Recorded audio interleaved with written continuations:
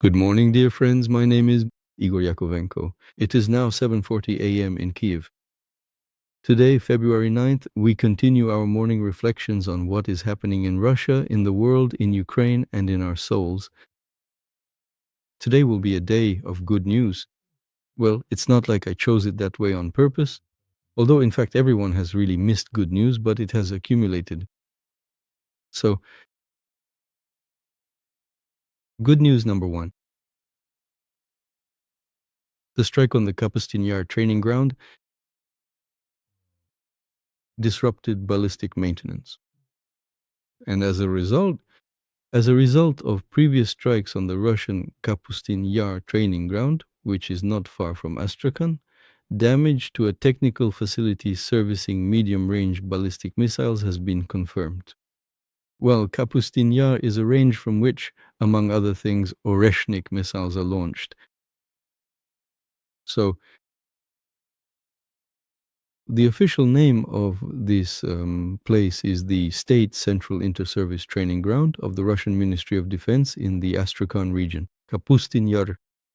Right over there in that location, as a direct consequence of the recent aerial strikes, I should clarify immediately for the record that these were Flamingo strikes. The main assembly building and the primary logistics warehouse were both heavily damaged.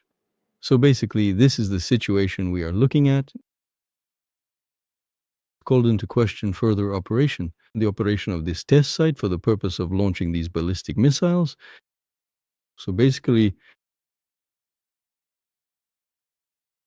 we will have to wait and see exactly how serious the actual damage is, but in any case, it certainly seems like they have successfully zeroed in on their intended target. So it should be specifically noted that the total distance from the Ukrainian territory, from where the Flamingo drone could be launched all the way to Kapustin Yar, is approximately 900 kilometers. Just for a bit of extra reference, the straight line distance from the city of Kharkiv to the capital of Moscow is also quite significant. I mean, as the crow flies. Well, since the missile flies in a straight line, it's about 565 kilometers, so the Flamingo easily covers the distance with a large margin. That's just something to keep in mind, especially since now preparations are underway for new modified versions of the Flamingo, which can fly even farther, reach the Urals, and carry a significant destructive payload.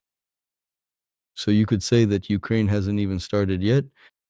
That's a favorite phrase of Russian propagandists, the crazies who are always saying, but Russia hasn't even started yet. Just wait until Russia raises an eyebrow. Well, with recent events, Russia already has a nervous tick. That eyebrow is twitching back and forth. But here, I just decided to mimic the Russian propagandists. And honestly, it really does feel like Ukraine hasn't even truly started yet. At the very least, there are new modified versions of the Oreshnik. And here's another thing. Sorry, not Oreshnik, of course, but modified versions of the Flamingo, which are capable of reaching not just Moscow, but the Urals and St. Petersburg as well. And in general, with mass production of this missile, I don't even know what to call it exactly. It looks more like a plane to me, an unmanned one.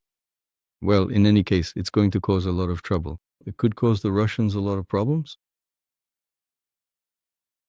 In addition to that, another exceptionally crucial and significant event, in my own personal opinion, which is much more significant and one that is perhaps truly and deeply fateful, is this. The Ministry of Defense of Ukraine managed to reach an agreement with an American company to disable the Starlink satellite communication terminals. So a technical decision was made that all terminals related to Ukraine were added to the whitelist. Absolutely everything else in the area is now being completely disconnected. After this critical decision was finally made and implemented, the Russian occupiers' attacks have virtually come to a complete standstill. What gives me grounds to say this?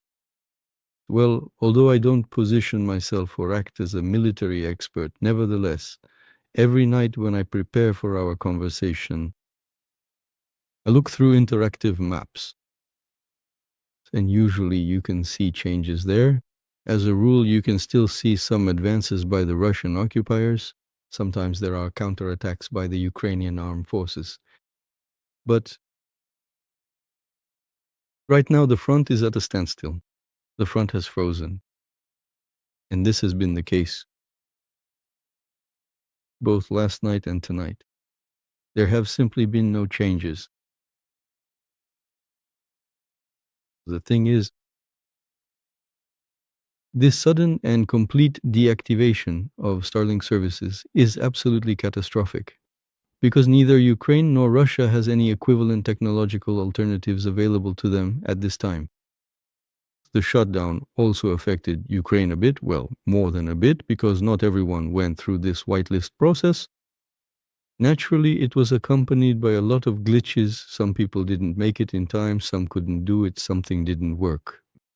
But if the armed forces of Ukraine can definitely compensate for this problem, for the Russians, this shutdown will be fatal. In other words,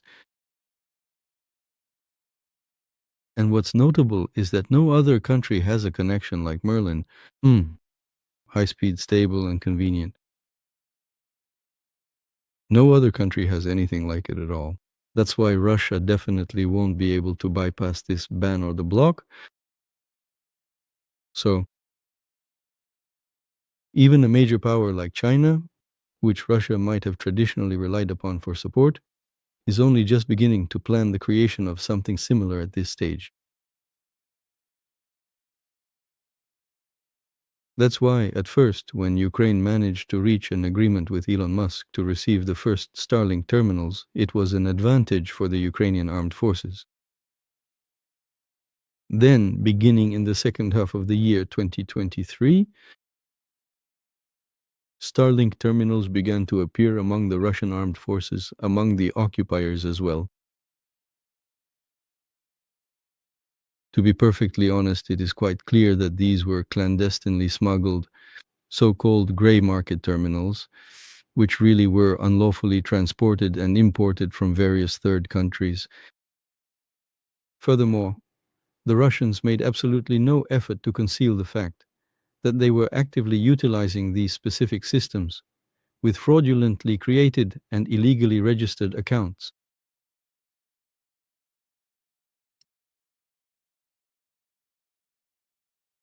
Engaging in this sort of activity is unquestionably against the law, but does it really even matter? It's war after all. And practically speaking, this specific activity we are discussing, by the way, speaking of which, this new professional appointment of the appointment of Mikhailo Fedorov as the Minister of Defense, who has served in this capacity for several consecutive years. Ego was the Minister of Digital Transformation. It was he who started the conversation about the need for a solution that would deactivate Russian terminals. And such a solution was found. Ukraine had been working towards this for almost 2 years. It should be said that this was done with the help, let's say, of our Polish colleagues as well. The Polish Ministry of Foreign Affairs insisted on such a solution. So, in fact, 2 years of work led to this result, that is,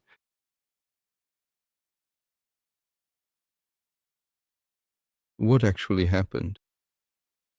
I have to tell you that yesterday's media coverage, about half of it was devoted to the reaction of Russian television to the Starlink shutdown.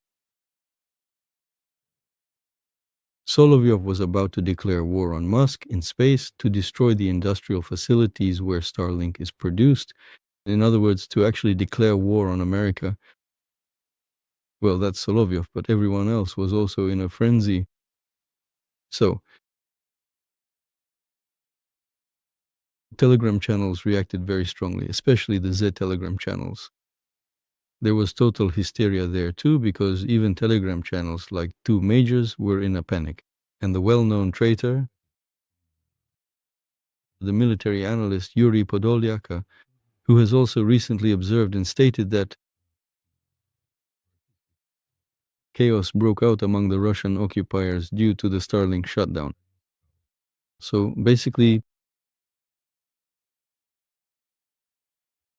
To put it quite simply, a state of total chaos and widespread disorganization within Russian units operating without Starlink has now become an unavoidable and harsh reality. Practically all assault operations were halted. If we talk about statistics, I'll try to give you some incomplete figures now. I want to say right away, well, just as proof that right from the start, after Musk began disconnecting the gray terminals, and this happened on February 2nd, here are the statistics.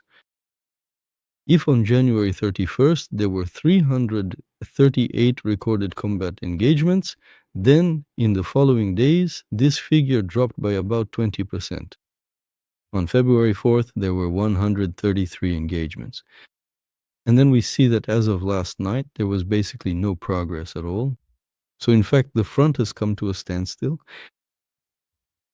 This means the situation with the Starlink shutdown has had a significant impact on the coordination of Russian troops' actions, and they are trying to find a replacement for it. But the nuance is that there is no replacement at all. In other words, it's absolutely impossible to create such a system in a short time, and in fact, it's fundamentally impossible. It's also impossible to replace this so-called Starlink with any other existing system. One additional subtle detail worth noting here is that the Russian occupiers have two means of communication. First of all, there's Starlink, and secondly, there's Telegram. Telegram also significantly helps the Russian occupiers communicate with each other. Primarily, it's communication among themselves. But it turns out to be a rather amusing story. So, on one hand, there's Musk, who disabled Starlink, and on the other hand, there's the Russian Roskomnadzor, which is constantly trying to shut down Telegram. At the same time, the Russian Roskomnadzor, without realizing it, is hitting the Russian occupiers below the belt. So basically, by destroying Telegram as enemy communications, thus apparently just out of pathological incompetence and ignorance, are being targeted. They're hitting the very means of communication used by the Russian occupiers. So it's coming from both sides. That is, on one hand, the Russian Roskomnadzor is eliminating or making it difficult to use Telegram. And on the other hand, Musk has cut off Russians from using Starlink. That's the story. It's hysteria. I highly recommend you watch yesterday's Mediafrenia. I'm not saying this as an advertisement, but just for your own benefit, because you'll enjoy it. In short, Ukraine hasn't even started yet before